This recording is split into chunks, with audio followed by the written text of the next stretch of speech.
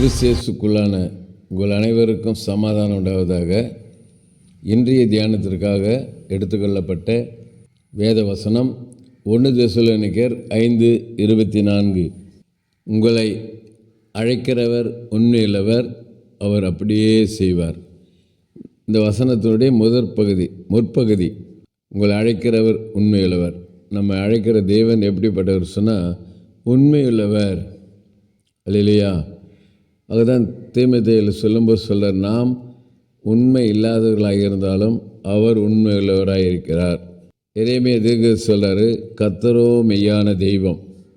பாருங்கள், பல 100 ஆண்டுகளுக்கு முன்னாலவே ஆண்டவராக இயேசு கிறிஸ்து பற்றி தீர்க்கதரிசனம் சொல்கிறாரு, கர்த்தரோ மெய்யான தெய்வம். அப்படின்னா உண்மையான தெய்வம். இன்றைக்கி உலகத்தில் பொய்யான தெய்வங்கள் உண்டாகிருக்குது, ஒவ்வொரு நாளும் முளைக்குது. நம்முடைய ஆண்டவர் அப்படி இல்லை, அவர் உண்மையுள்ள தெய்வம், உண்மையுள்ளவர். அதுதான் பவுலடியார் சொல்லும்போது கொரிந்தியரில் சொல்கிறாரு, 1 கொரிந்தியர் 1 அதிகாரத்தில் வாசிக்கிறோம். 1 கொரிந்தியர் 1 அதிகாரம் 9வது வசனத்தில், தம்முடைய குமாரனும் நம்முடைய கர்த்தருமாய் இருக்கிற இயேசு கிறிஸ்துவுடனே ஐக்கியமாக இருப்பதற்கு உங்களை அழைத்த தேவன் உண்மையுள்ளவர். இல்லையா? இங்கே சொல்ல பாருங்கள், இயேசு கிறிஸ்துவுடனே ஐக்கியமாக இருப்பதற்கு நம்மை அழைத்த தேவன் எப்படிப்பட்டவரா? உண்மையுள்ளவர். ஆகவே அநேக சான்றுகளை நம்ம சொல்லிக்கொண்டே போகலாம்.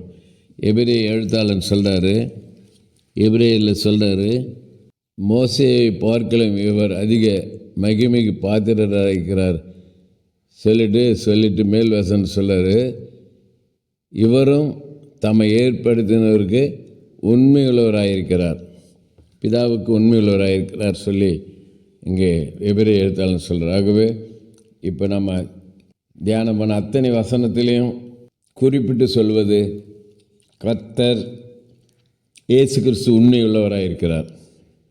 அவரை பின்பற்றுகிற பிள்ளைகளாக நாமும் உண்மையுள்ளவராக இருக்கணும். நம்முடைய மரணம் நம்ம உண்மையாக இருக்கும்போது ஜீவகிரீடத்தை பெற்றுக்கொள்வோம்.